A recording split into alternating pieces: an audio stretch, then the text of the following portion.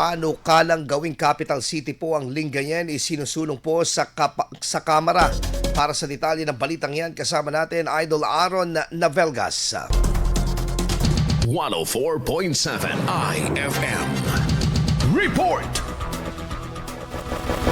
Isinusulong ngayon sa House of Representatives ang conversion ng bayan ng Lingayen bilang isang component city ng lalawigan ng Pangasinan. Sa ilalim ng House Bill No. 5472 na inihain sa 20th Congress, layong gawing City of Lingayen ang kasalukuyang bayan na nagsisilbing kabisera ng lalawigan.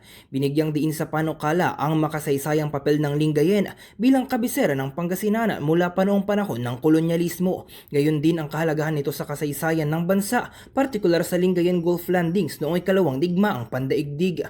Tinukoy rin sa panukala ang papel ng bayan bilang sentro ng pamahalaan, kalakalan, edukasyon at turismo sa lalawigan.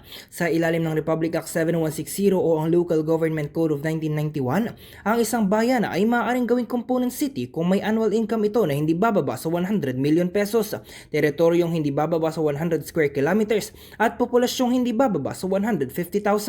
Bagamat hindi aabot ang bayan sa kinakailangang land area at populasyon, sa ilalim ng Republic Act 11683 na umamyenda sa Section 450 ng RA 7160 ay maaari nang maging component city ang isang bayan na nakapagtala ng hindi bababa sa 100 million pesos na annual income sa loob ng dalawang magkasunod na taon. Sa panayam ng IFM News Dagupan kay Lingayen Vice Mayor J. Mark Kevin D. Crisostomo, ipinaliwanag niya na lahat ng kabisera sa mga lalawigan sa Ilocos Region maliban sa Pangasinan ay mga lungsod na, kaya't nararapat lamang na formal ng gawing capital city ng lalawigan ang Lingayen. Baka it's timely na gawin ng syudad ang bayan ng Lingayen as the kabisera or the capital town of the province para at least makasabay naman tayo doon sa mga provinces sa Region 1 na lahat ng mga kabisera nila ay mga syudad na. Dagdag pa niya, bagamat marami pa rin ang hindi sang-ayon sa naturang panukala dahil sa nakaambang pagtaas ng mga bayarin at presyo ng bilihin, patuloy ang lokal na pamahalaan sa pagpapaunawa sa mga mamamayan sa mas malawak na benepisyo ng pagiging lungsod sa mas mahabang panahon.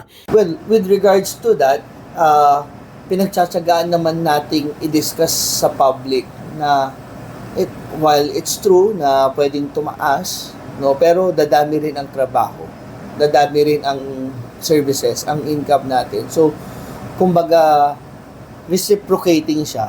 Kapag naipasa, ang cityhood ay magbibigay ng mas mataas na share sa national tax allotment sa bayan, mas malawak na otonomiya at mas mataas na kakayahang pinansyal sa lokal na pamahalaan upang mapahusay ang paghahatid ng mga serbisyong publiko, infrastruktura at mga programang pangkaunlaran.